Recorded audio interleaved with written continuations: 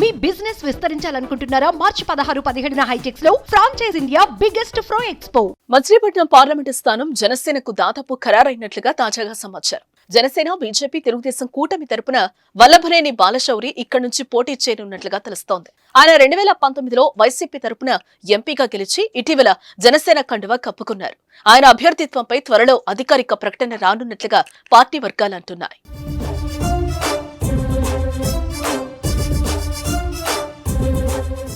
ఈ నెల మొదటి వారంలోనే మచిలీపట్నం ఎంపీ బాలశౌరి జనసేన పార్టీలో చేరారు. బాలశౌరికి జనసేన పార్టీ కండువా కప్పి స్వాగతం పలికారు పవన్ కళ్యాణ్. బాలశౌరితో పాటు ఆయన కుమారుడు అనిదీప్ కూడా జనసేనలో చేరారు. ఈ సందర్భంగా సీఎం జగన్ పై తీవ్ర స్థాయిలో విరుచుకుపడ్డారు బాలశౌరి. సిద్ధం సభలో తానెప్పుడూ అబద్ధం చెప్పలేదని ముఖ్యమంత్రి జగన్ చెప్తున్నారన్న బాలశౌరి అదే పెద్ద అబద్ధం అంటూ విమర్శించారు. సిద్ధమంటూ సభలు పెడుతున్న జగన్ పారిపోవటానికి సిద్ధమా అంటూ ప్రశ్నించారు. ఎక్కడికి పారిపోయినా జన సైనికులు మిమ్మల్ని వెంటాడుతారని అన్నారు. నాకు దేవుడున్నాడంటూ పదే పదే చెప్పే జగన్ దేవుడి తరపున వకాల్తా తీసుకున్నారా అంటూ సెటైర్లు పేల్చారు. 2019 ఎన్నికలకు ముందు అమరావతి రాజధాని చెప్పిన జగన్ అధికారంలోకి రాగానే మాట మార్చలేదా అని ప్రశ్నించారు. విపక్షంలో ఉన్నప్పుడు బ్రహ్మాండమైన రాజధానిని అమరావతిలో కట్టండని చెప్పలేదా అంటూ ప్రశ్నించారు. వైసీపీ పాలనలో ఏపీ ఆశించిన స్థాయిలో అభివృద్ధి జరగలేదన్న బాలశౌరి ఏపీ అభివృద్ధిలో నడవాలంటే టీడీపీ జనసేన ప్రభుత్వం అధికారంలోకి రావాలని అన్నారు. పవన్ హామీ ఇచ్చినట్లుగానే బాలశౌరికి బందరు ఎంపీ సీట్ కన్ఫర్మ్ అయినట్లుగా తెలుస్తోంది. నేను గుంటూరు నుంచి ఇక్కడికి వచ్చే లోపు దాదాపు ఒక 500 ఓడింగ్స్ చూసా. సిద్ధం దేనికి సిద్ధం? పారిపోవటానికి సిద్ధమా అని చెప్పేసి నేను అడుగుతా ఉన్నా.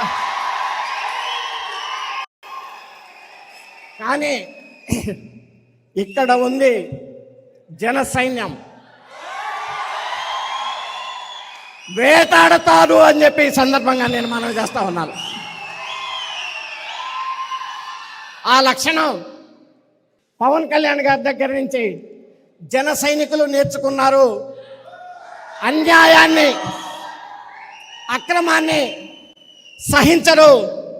సింహం ఏ రకంగా అయితే గర్జిస్తుందో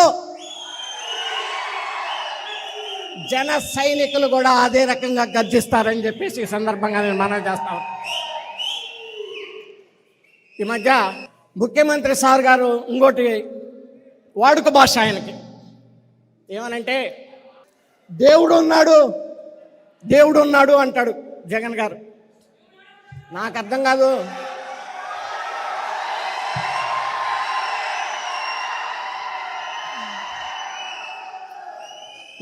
నాకు అర్థం కాని విషయం ఏంటంటే దేవుడు మీకున్నాడు, మాకు ఉన్నాడు,